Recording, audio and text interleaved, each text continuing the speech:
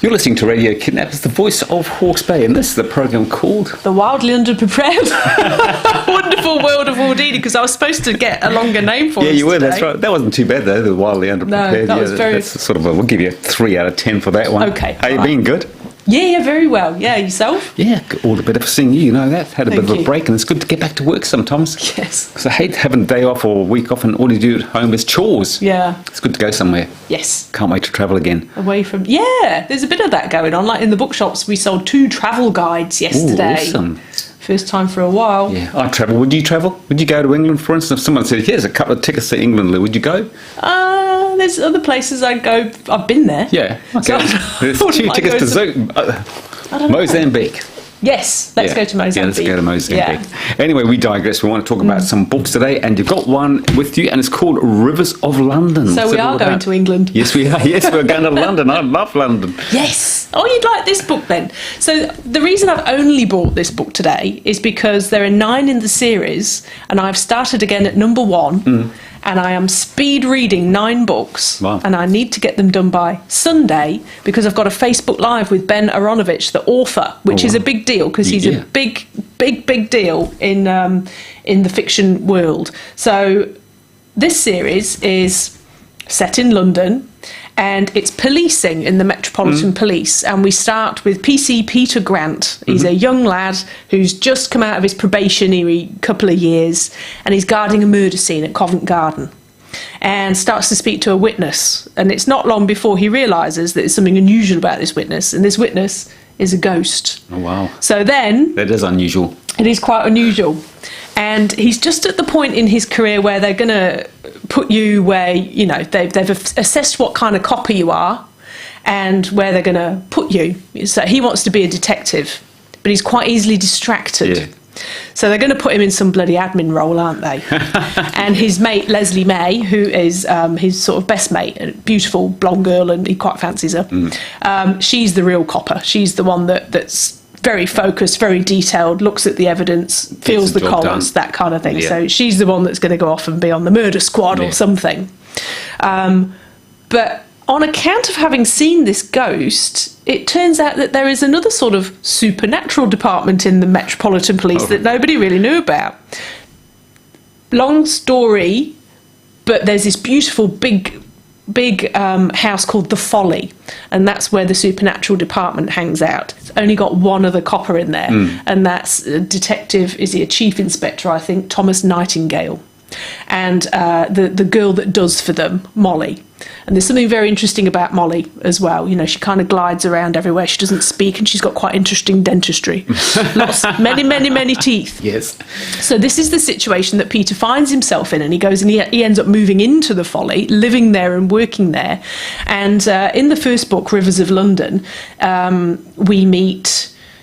There are a series of murders where when the person appears to have been taken over by some kind of force, and that it changes their features. And when this thing leaves them, their face falls off, basically. Wow. Everything just... Really? So it's quite gory. Yes. And it's got a bit of a Mr. Punch connection, as in Punch and Judy. Yes. So there's all that going on. And at the same time, there's a bit of a tiff going off in the River Thames, because... some boys from Father Thames's crew have come down into the manor of Mama Thames. Right, yes, so it's a bit of tension. There's a bit of tension in the river gods and goddesses. So that every tributary of the Thames, of which there are many, it's Fleet and Tyburn and all of these tributaries, they've all got a god or a goddess. So there's all that going on too. So it's absolutely fascinating. And there are 9 books. And you've got to speed read them all. And I wonder, is it going to appeal to someone who's more interested in that fantasy type of book, sort of horror, Stephen King type stuff, or is it going to appeal to someone who wants to read a good detective story? Yeah, it's a good question. I think it's the central point at which all of these people would converge, because we've got people reading this series because it is so entertaining, because it's funny.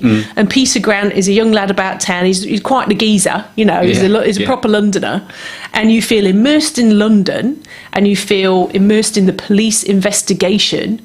But then there's this, like, you totally believe that somebody's head could be taken over by Mr. Punch. Yes. And you totally believe that Toby the dog is a ghost hunting dog. And it all becomes quite... You get absorbed into it. You get totally absorbed into it. And so the way that I'm doing it, because I'm going to interview the author on Sunday, means that I have been completely immersed in this series. You know, I've read this one before, but I want to get it all up to date before I actually speak to Ben. Are they the same characters in the 9 books, and do they age along with the stories, or is it different people each time? It's always Peter Grant, and it's first-person narrative, so you've always got his point of view. Leslie May is in all of the books as well. Nightingale's older than he looks. So he's one of those people that appears to be aging backwards. So he looks like he's a man in his 40s, but then he'll talk about his part in the First World War. You know, Yes, you're like, okay, because this is modern day. Yes. And then there are other coppers in different areas of the Met that are like, oh God, you're here. It must be like funny stuff going on. You know, nobody wants to use the M word for magic. Yes. They're all quite wary of that.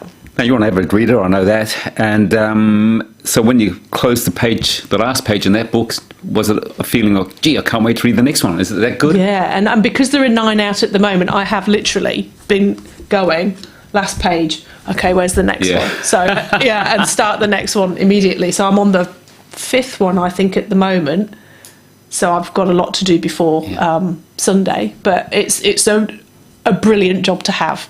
So who's going to appeal to? Is it going to appeal to older people? Or is it across the board, across the generations, across the genders? I think it's across the board. I think you've got the, what do we call them now? New adults. Not young adults, because they're teenagers, but new adults. Yes. So, you know, late teens, early 20s, because Peter's only in his 20s himself, you know, so the characters are young, him and Leslie. And then you'll have readers like me who like a good police procedural, and then you have got your fantasy horror people that will come in and read them as well, because it's got that element of which they are so enamoured. So yeah, it's quite a wide readership, I would say. Can you see it being a bit like, I hate to say the Hardy Boys because that'll show my age, which is 68 by the way, but can you see it like being like the Hardy Boys, that it just keeps going on? There could be 20 books in the series. Could that sort be. of book? I think you could, because, you know, there are always crimes. Yeah. And there is a reason. So for a long time, Thomas Nightingale is by himself in the Folly, because after something happens in the first, I think it's the First World War. Excuse me if it's the second, but something happens and all these magicians, all these wizards have gone to the war to fight against the Germans. Actually, no, it's the Second World War because it's the Nazis. And they're wiped out. Yeah. So there was this feeling that magic in Europe had kind of just been decimated, and so he's been doing this job by himself. But as Peter Grant joins, magic is happening more. So it's like, what's going on? Why is there a resurgence in magic and people that have obviously been trained as wizards? Fascinating. Is each book self-contained? So when you come to the end, that's that story finished, or does it lead on to the next in the series? Yeah, I mean, I suppose they're all separate cases. Yep. So you could just dive in and you could read book 4 and that would be a separate case.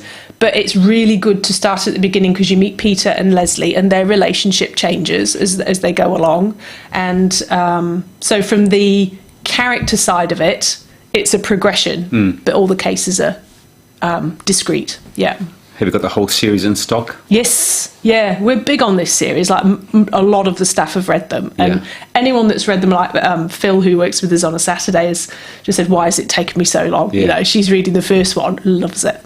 Yeah. Now, if we want any of these fabulous books, Lou, where do we get them? Wardini books, please. That would be marvellous. Until we meet again, you look after yourself. Cool, you too. Cheers, Ken.